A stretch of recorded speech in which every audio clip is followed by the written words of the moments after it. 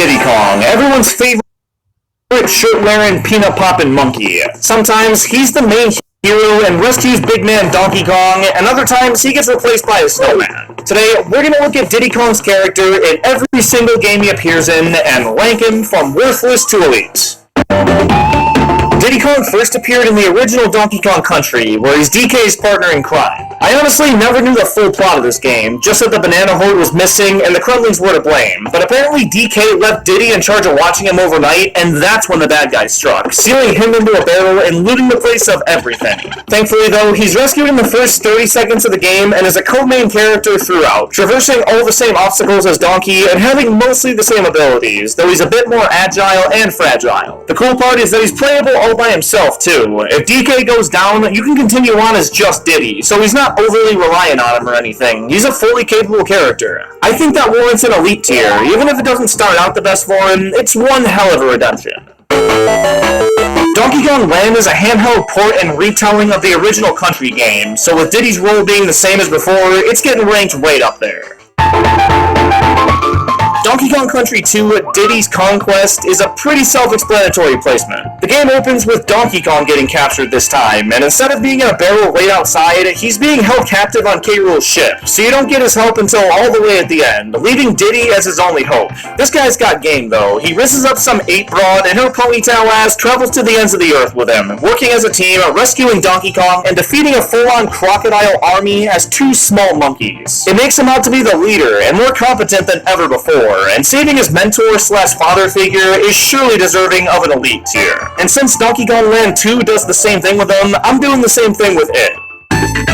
The third Donkey Kong Country game is named after Dixie Kong, because now both Donkey and Diddy get kidnapped and don't contribute at all. Instead, it's her and Kiddy Kong that come to the rescue, and needing these two to bail you out seems pretty freaking worthless. But this time, the third land game doesn't have the two of them getting captured. Instead, they're just absent, so he ain't even getting ranked here. Diddy Kong got his very own flagship racing game for the N64, and he may have been gypped for Mario Kart 64, but this game's got flying vehicles and a story mode, so suck on that. Outside of it being named after him though, there's other playable characters that you can use as much as you want in both multiplayer and the main campaign. Now, that's not a bad thing, obviously having some kind of roster is a must, but he has no standout significance outside of that namesake, and he only really gets that because, well, who are you people? It seems like a disservice to him, but he's really just an average playable character in the game. In Donkey Kong 64, we get a way bigger cast of Kongs than ever before, but anyone not named Donkey gets locked up right at the start, but it doesn't last very long. Diddy's the first one rescued, and that's in the first half an hour of the game, so from that point on, he's a playable character, and a damn good one at that. He's dual-wielding the peanut pop guns, which are classic, he's got the rocket barrel boost, which is the best barrel move in the game and allows him to fly, and he's just the most fun to play as. Overall, it's a lot like the first Country game. K. Rool gets him at the start, but once he's free, he can go off on his own and contribute a ton, so elite.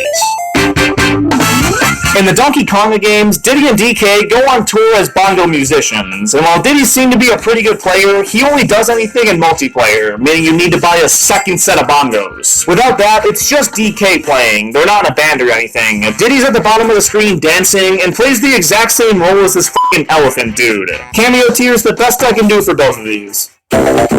DK King of Swing's main adventure mode has you taking control of just Donkey Kong, but after beating it and collecting all 24 medals, you unlock Diddy mode, where it's basically a hard mode where you control Diddy Kong, so it's showing him to be just as, if not more capable than the big gorilla himself. But if that's the case and he's not helping during the main conflicts, it can't go any higher than playable but average, and that's being generous. Diddy Kong Racing DS isn't a sequel, it's a port that swaps out Banjo and Conker for Dixie and Tiny, so Diddy Kong remains as the average playable simian. DK Jungle Climbers offers us more of that sweet King of Swing gameplay, but now Diddy Kong's riding along on DK's back and gives him a slew of new moves. You can launch him to places the Big Ape can't get to, and use a variety of power-ups, which come in clutch and allow them to take down the oh-so-menacing King K. Rool. He's not independent whatsoever, but he's a prime contributor that's vital to saving the day, so since he's attached to Donkey's back the entire time, he gets Jetpack Boy tier. Donkey Kong Barrel Blast is the forgotten bongo game because they scrapped the GameCube version, pushed it on Wii as a shitty launch title, and shoehorned in terrible motion controls to simulate hitting bongos. It doesn't work. Still, Diddy's just as prominent here as he is in any of his own racing games, being selectable whenever you want and not standing out a whole lot, so... Donkey Kong Country Returns brings the classic duo back to the forefront for their first 2D platformer since the original almost 2 decades prior. Diddy Kong takes a serious backseat though. Instead of being a standalone Kong that travels alongside Donkey, he rides on his back to give him 2 extra hit points and a jetpack to slow his descent and make jumps a bit easier. Honestly, he's just a glorified power-up that is until you switch to multiplayer, where player 2 takes control of the little guy as a completely separate character, and he's by far the better one to play as. If single player offered him all by himself, he'd be going elite, but since that's not the case, he's going just below that as a jetpack boy. Tropical Freeze starts off with DK and his pals celebrating his birthday, when they're abruptly and so rudely interrupted by a bunch of nomads that freeze DK Island. So they set out for adventure, and like DKC Returns, it's Donkey that takes center stage, while Diddy just kinda offers up his jetpack and takes the free piggyback ride. This game's also got Dixie Kong and Cranky Kong though, so Diddy's seen way less often, and is no longer the definitive choice for player 2. Even still, since his role is the same as Returns, it's going right next to it.